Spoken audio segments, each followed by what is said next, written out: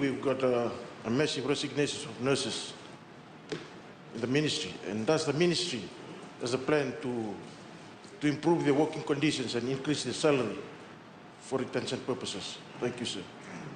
Thank you. Honourable Minister.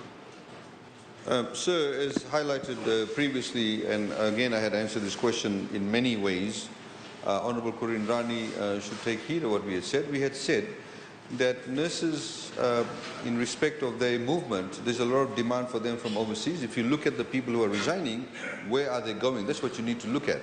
It's not just simply the question of resignation.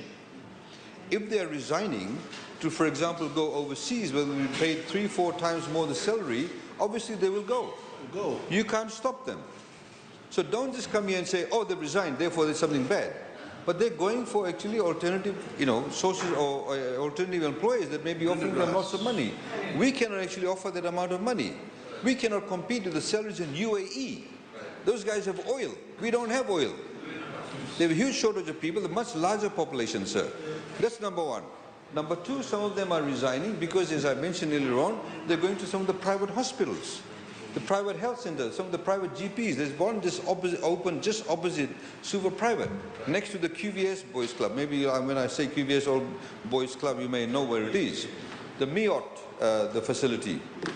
Some of the nurses I've seen there have actually gone from the public health center sector. Some of them have gone from Super Private to there. So there's movement of people.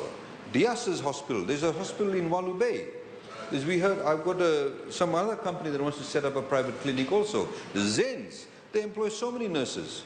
And the problem for us, of course, is that they're actually taking people who we have trained. And so for us, that's an issue, of course. It's a HR issue. Some of them, of course, Mr. Speaker, sir, may not be happy with the conditions. We have, as announced, we've now restarted, reignited the overtime, as announced in the budget. Honourable Kurindrani, read the budget. Overtime. The nurses are the only ones that get overtime in the F category. No other civil servant in the F category gets overtime except nurses. And if you look at the salary increment that took place in some of the different categories of nurses, it went up in some areas by 39%, 42%. Please look at that. And as also announced that as part of the review, the civil service review, we've allocated this funding to look at areas where there's a shortage of skill sets. We'll be reviewing those areas also, which of course includes the nurses also. Thank you, Mr. Speaker.